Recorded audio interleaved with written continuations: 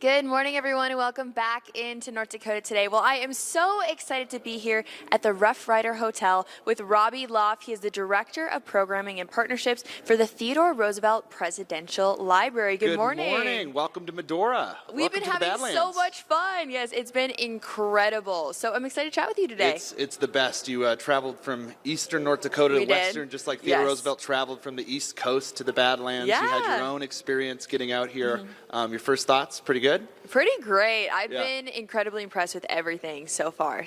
Yeah, it truly is where the West begins. The Medora musical is just incredible this year. Yes. The Badlands are as green as they've ever been. The hikes are incredible. But but the TR Library is coming on up. Did you see it on top of the butte? Yes, we did. Okay, I wanted to chat a little bit about the library. Can you give us just an overview? For sure. So the Presidential Library is being built, and library is a little bit of a misnomer. So think of this as a museum dedicated to the life and legacy of Theodore Roosevelt. So it's going to be 100,000 square feet of interpretive and experiential space on top of the butte in beautiful Medora, North Dakota, where people get to learn about the life and legacy of Theodore Roosevelt, and one of the most incredible Americans, I'd say, in our country's history. So our 26th president, obviously he's not from North Dakota, but he was... he would have said he would never have been president if it weren't for his time in the Badlands and North Dakota specifically. So we're telling his story and how he came here as a beleaguered, troubled individual who had lost his wife and his mother on the same day, February 14th, 1884. And he wrote in his diary after they both passed, "The light has gone out in my life." And he wrote an X. And what did he do? I mean, he was obviously going through depression and loss and sadness. He got on the train and went as west as it possibly could. And fortunately for us, the train stopped here in the Badlands. So he healed himself. He found his life. He spent a little over 2 years here and kind of brought himself back to the person who would later become president and came up with this conservation ethic that has transformed our country. So we want to tell the story of how the Badlands healed TR and how the Badlands can shape and transform all of our lives and bring out different journeys for us all. So it's going to be an incredible museum. It's opening July 4th, 2026. Okay. And you can expect to see it for the next 2 years on the top of the butte when you go into the Medora musical, and you can see the construction continuing to be built. Yes, we could see that a little bit when we went to the musical. It looks, I mean, beautiful. Yeah, it's pretty incredible. We have an architect, Snow Hedda, who designed it, who's a global, incredible, world-class architecture firm. We held a competition, a design competition for the design of the library, and over 100 architecture firms have reached out to and applied. And it was brought down to 3 finalists, of which Snow Hedda was the unanimous selection, on which they built the beautiful green transversible roof, where you can actually walk over the top of the Badlands and over the building and look out down a draw of the Badlands to the place where TR got off the train the first time he got here. So you'll see the space where TR first got in the Badlands, and behind it you'll see the Theodore Roosevelt National Park, the only national park named after a person. So we think it's a pretty monumental and symbolic place to build the Presidential Library. Yeah, that is pretty special. I want to talk a little bit more about the architecture as well, because it's designed to go with nature, not against it, right? Yeah, so we had incredible designs from many different firms, but we think that if TR were alive today, he would want the entire landscape to be about the outdoors. So we say the library is the landscape and the landscape is the library. So it is on a 93-acre site, shared butte with the Medora musical. And while the beautiful building is incredible and going to be an experience worth seeing, you can imagine this will be in every coffee table book of architecture you're going to see is the 100 buildings you need to see before you die. The TR Library will be one of those.